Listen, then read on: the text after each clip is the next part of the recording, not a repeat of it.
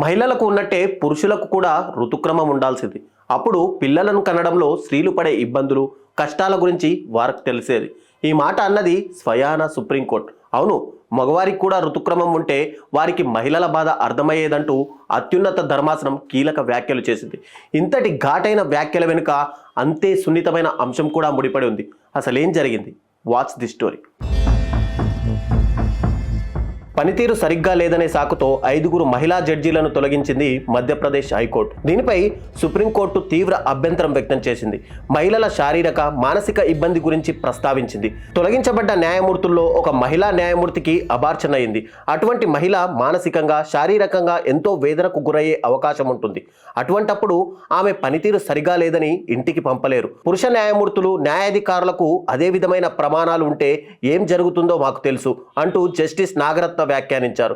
ఆరోగ్య పరిస్థితులను పరిగణలోకి తీసుకోకుండా పెండింగ్ కేసుల ఆధారంగా విధుల నుంచి తొలగిస్తూ హైకోర్టు తీసుకున్న నిర్ణయాన్ని ఆమె తప్పుబట్టారు.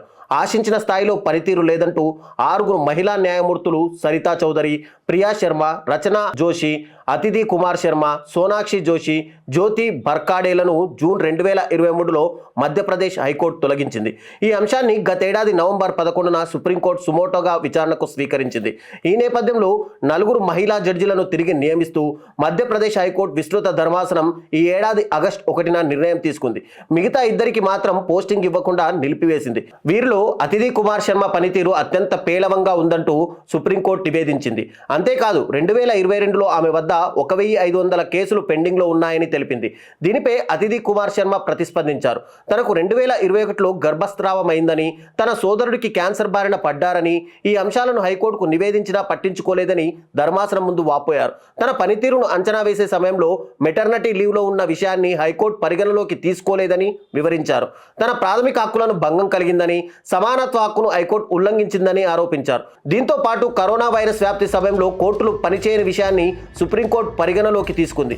జ్యుడిషియల్ అధికారులు ఈ కేసులను పునఃపరిశీలించాలని, అనంతరం తీర్మానం కాపీని 4 వారాల్లోగా తమ ముందు ఉంచాలని సుప్రీంకోర్టు ఆదేశించింది.